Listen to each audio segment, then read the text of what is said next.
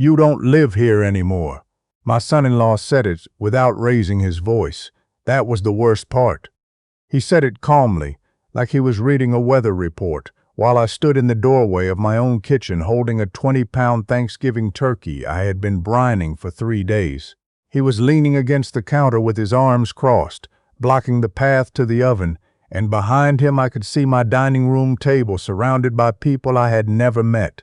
His college buddies, his co-workers, a woman I later learned was his personal trainer, all of them drinking my wine, sitting in my chairs, in the house I built with my own hands 38 years ago.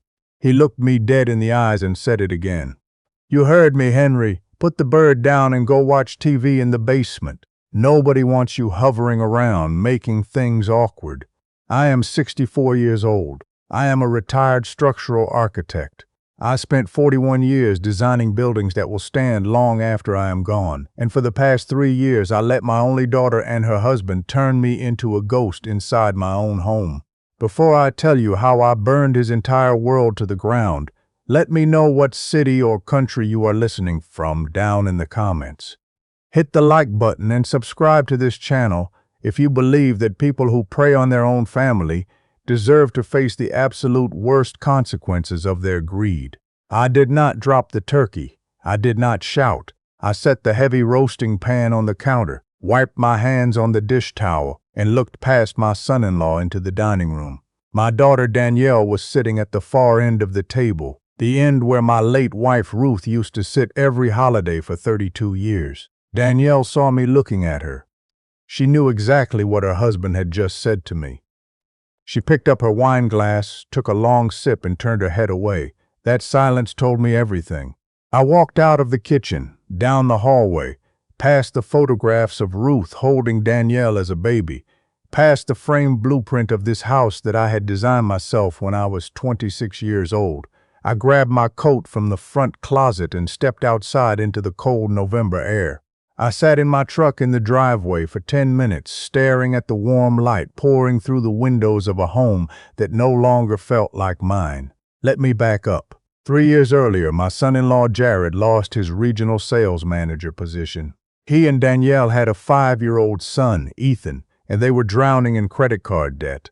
Danielle called me crying, asking if they could move in temporarily. I said yes without hesitating. I converted the upstairs guest rooms into a small apartment for them. I paid every utility bill. I bought every bag of groceries. I absorbed every cost so they could get back on their feet. Jared never got back on his feet.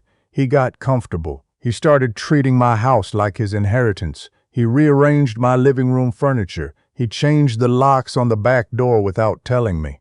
He threw away my wife's garden bench because he said it was an eyesore. One by one, he erased the small, sacred pieces of Ruth that still lived inside these walls, and my daughter let him do it. But Thanksgiving night was the breaking point. Not because of what he said to me in the kitchen, because of what I discovered 2 hours later. I drove to a diner on Route 9 and ordered a cup of coffee I did not drink. I pulled out my phone to check my bank balance so I could book a motel room for the night.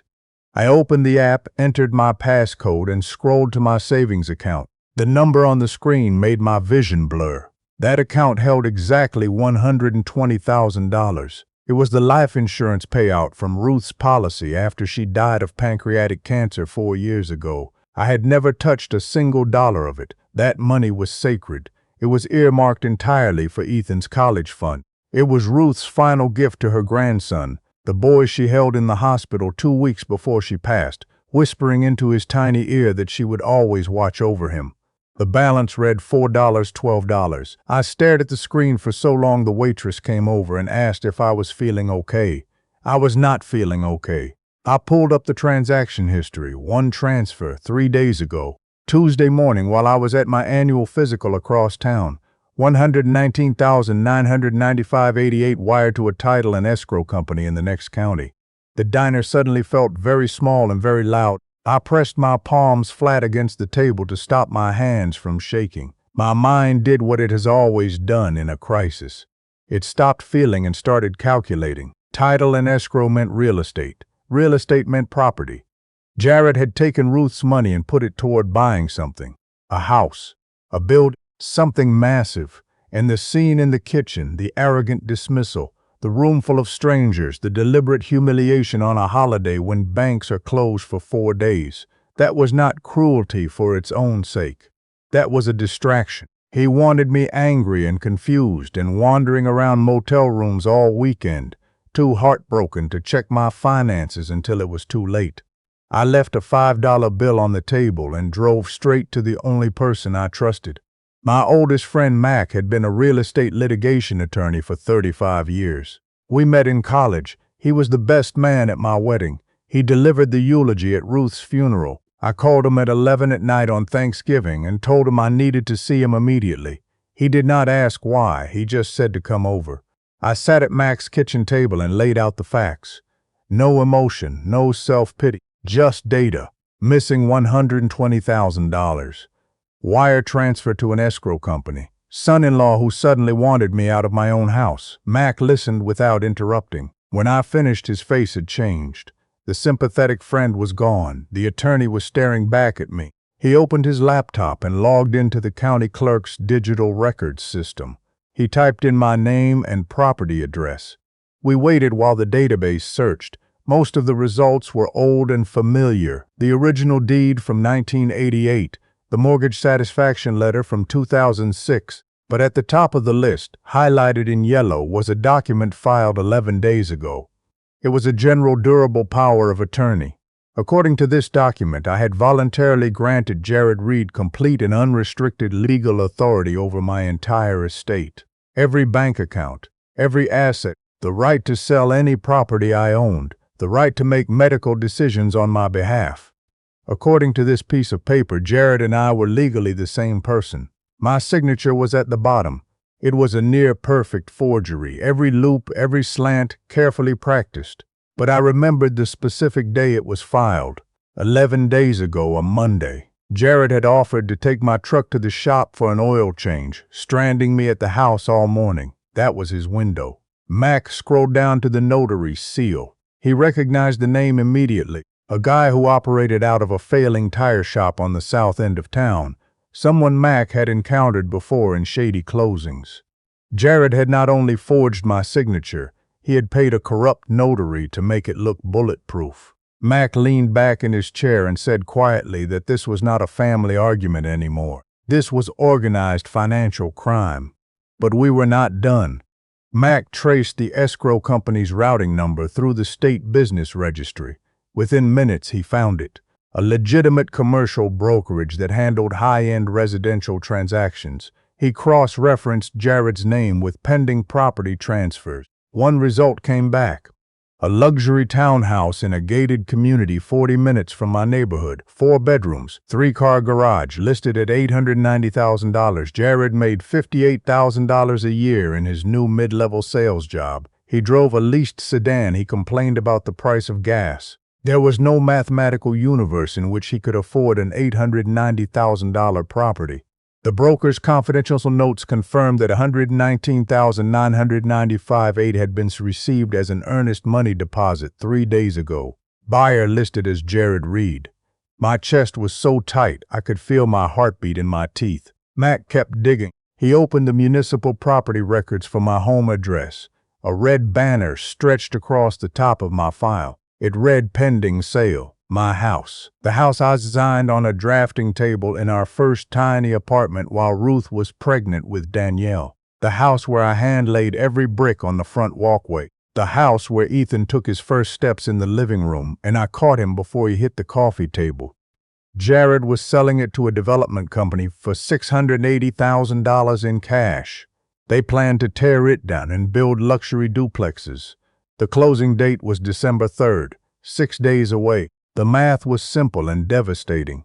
Jared would pocket $680 from selling my house, combine it with Ruth's stolen $120,000, and pay off the townhouse in full. He would own an $890,000 property free and clear, funded entirely with my money and my home. And I would be standing in a parking lot with nothing. I looked at Mac and said we had 6 days. Mac wanted to go to the police. That night he was pacing his kitchen, furious, ready to have Jared arrested before sunrise. I told him to sit down. I told him to think like an attorney, not like my friend. If we went to the police now, Jared would lawyer up immediately. He would claim I signed the power of attorney willingly and forgot about it because of my age. And the sickening truth was that Danielle would probably back him up. She would stand in a courtroom and tell a judge her father was confused, that his memory was slipping, that the stress of losing Ruth had made him unreliable. The prosecutor would see a messy family dispute and offer a plea deal. Jared would get probation, community service, maybe a fine. He would walk free and wait for the next opportunity to rob me. I told Mac I did not want Jared inconvenienced. I wanted him destroyed. If we let the house sale close, the moment $680,000 crossed state banking lines using a forged document, the crime jumped from county-level forgery to federal wire fraud. I did not want local detectives knocking on his door. I wanted the FBI. I wanted a mandatory minimum sentence measured in years, not months. Mac stared at me for a long time. Then he sat down, pulled his laptop closer, and said, "Let's build the trap." The next morning, Mac drafted a state-certified revocation of power of attorney.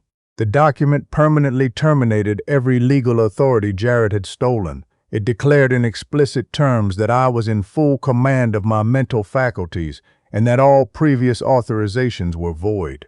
The critical feature was secrecy. The revocation did not require Jared's signature, acknowledgement, or notification to become legally enforceable.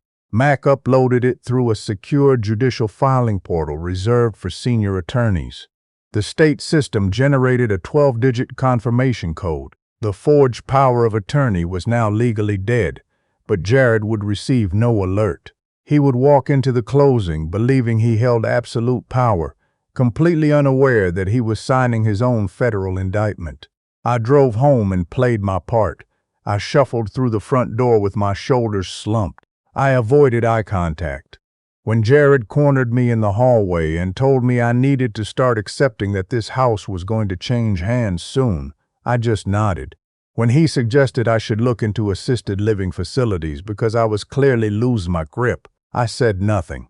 When he described a state-funded nursing home where the rooms smelled like bleach and the staff only checked on patients twice a day, I let my hands tremble.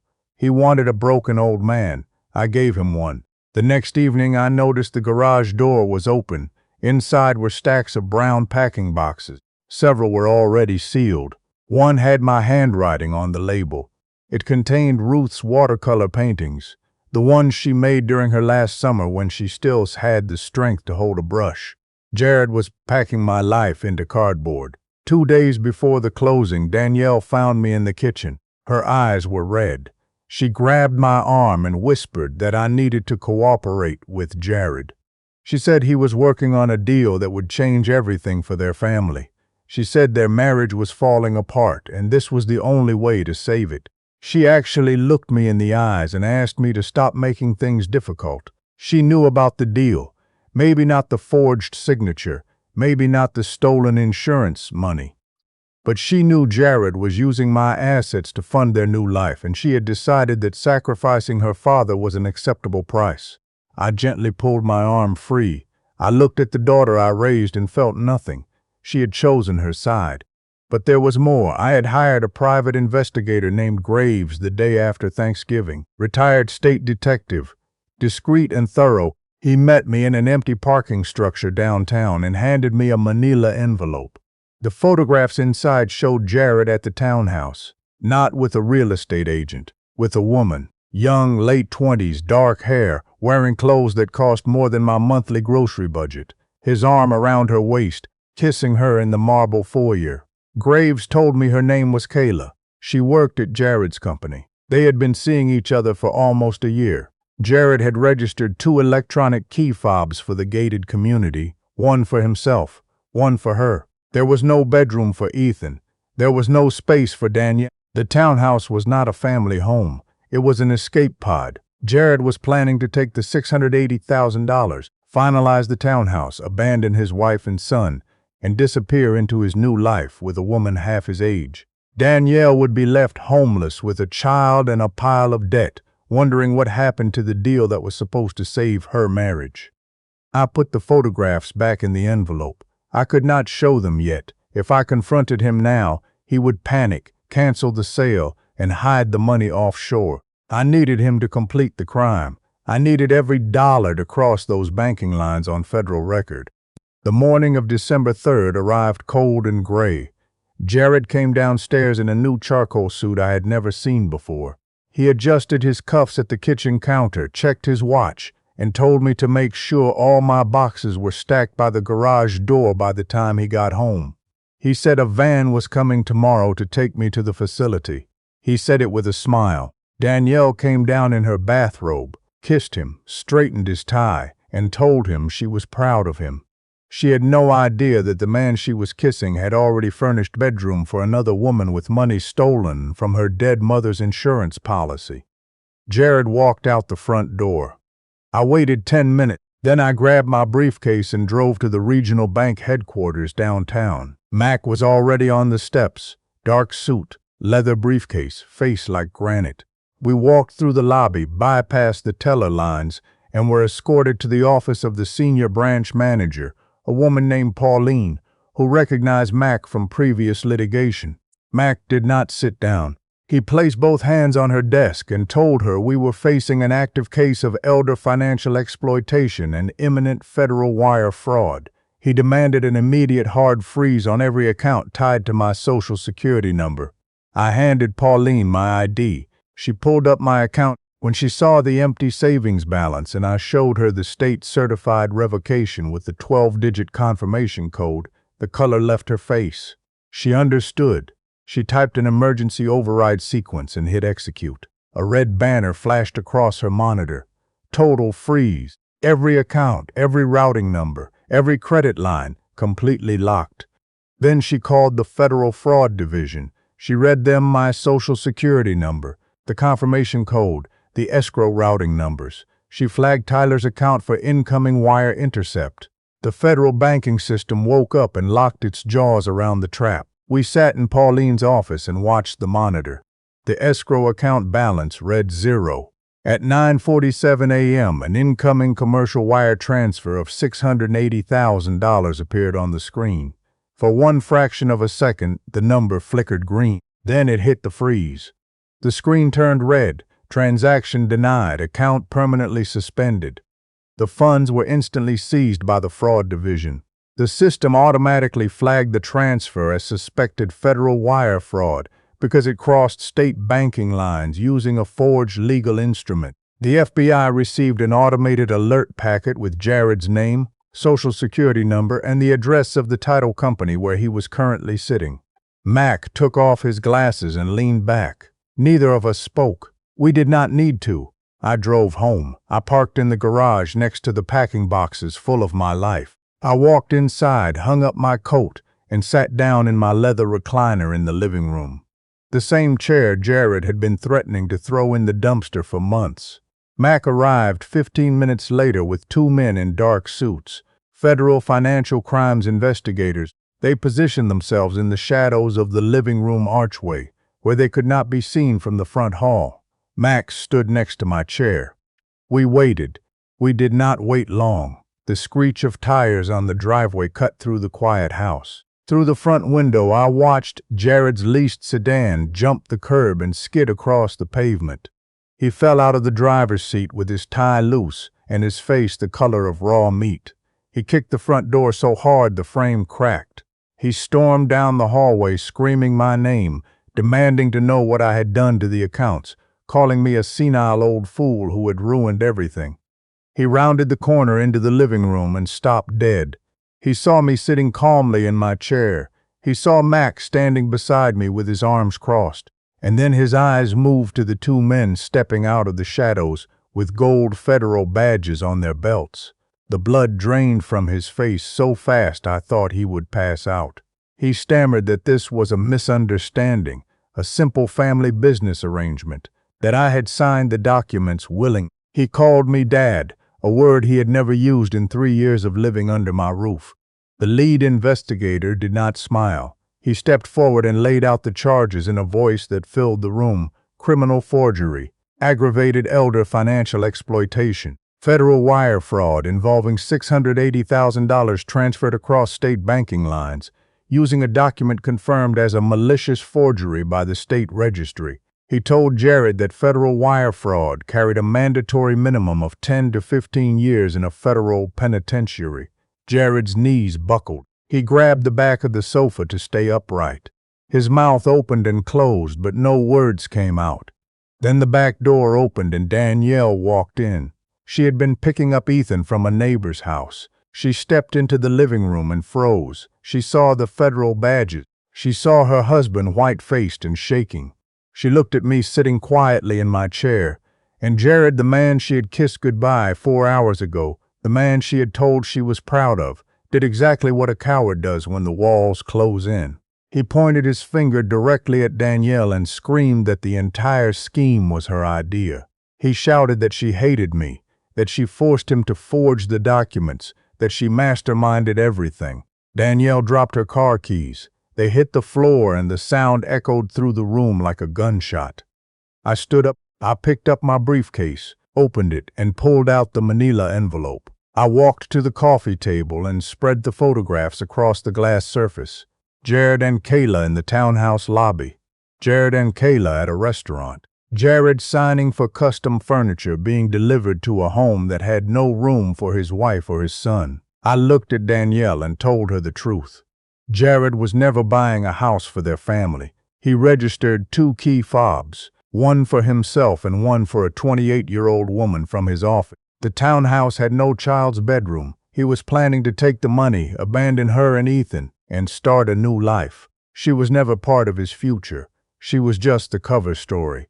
Danielle looked at the photographs. She did not cry right away. She picked up the picture of Jared kissing Kayla and held it very close to her face, like she was trying to find some detail that would make it not real. Then a sound came out of her that I will never forget. It was not a scream. It was lower than that. It came from somewhere deep and broken. She dropped to her knees on the carpet. The investigators moved. They grabbed Jared, slammed him against the hallway wall, twisted his arms behind his back, and locked the handcuffs into place. The metallic clicking of those cuffs was the cleanest sound I had heard in 4 years. They read him his rights and dragged him out the front door. He was screaming, begging, crying. None of it mattered. I watched the unmarked sedan pull away with Jared in the back seat. I stood at the window until the taillights disappeared around the corner. Then I turned to face my daughter. She was on the floor, mascara running, shaking, reaching for me. She said she was sorry. She said she did not know. She said she had nowhere to go. She begged me to let her stay. I did not hug her. I did not hand her a tissue. I stood with my arms at my sides and told her what I had spent 3 days deciding. I told her I did not believe her apology. I reminded her that she stood in this kitchen 48 hours ago and begged me to surrender everything I owned so her husband could close his deal. She did not care that I would be homeless. She did not care that Ruth's money was gone. She only cared about keeping her marriage alive, and she was willing to feed me to the fire to do it. Her tears right now were not remorse. They were panic. She was not sorry for what happened to me. She was sorry it happened to her. I told her she had 30 days to move out. If she was not gone by January 3rd, Mac would file formal eviction papers, and the county sheriff would remove her. She slid down the wall and sobbed. I told her one more thing. The $120,000 Ruth left behind was safe. Every penny had been recovered and placed into a legally locked trust fund in Ethan's name, managed by an independent trustee. Danielle would never access it. She could not borrow against it, redirect it, or touch it in any way. When Ethan turned 25, he could use it for college or a first home. It was his grandmother's final gift, and no one would ever steal it again. I walked upstairs, closed my bedroom door, and sat on the edge of my bed in the dark. 30 days later, on a bright January morning, Danielle loaded a rented moving truck and drove away. She did not say goodbye. She took Ethan to a small apartment across town. Jared sat in a federal detention facility, denied bail, awaiting a sentencing hearing where he would receive his mandatory decade. I stood in my dining room that first quiet morning alone. The mahogany table I built from a salvaged barn beam the year Danielle was born was polished and empty. I pulled out the chair at the head, my chair, and sat down. I poured a cup of black coffee and drank it slowly. The house was perfectly still. No shouting, no manipulation, no one telling me where I could and could not sit in the home I designed with my own two hands. I looked at the empty chair where Ruth used to sit. I could almost see her there, the way she would hold her coffee with both hands and smile at me across the table on weekend mornings. I raised my mug slightly in her direction, a silent toast to the woman whose final gift I had protected with everything I had. The greatest lesson I learned from this entire nightmare is that sharing your blood with someone does not give them the right to bleed you dry. True family is not built on obligation or guilt. It is built on respect that runs in both directions. For years, I confused enduring abuse with being a good father. I thought suffering in silence was the price of keeping my family together. I was wrong. Silence is not loyalty. Silence is surrender. And the moment you stop surrendering, you find out exactly who was standing with you and who was standing on you. If you believe that people who exploit their own family should face the full weight of what they have done, hit the like button, subscribe to this channel, and tell me your story in the comments below.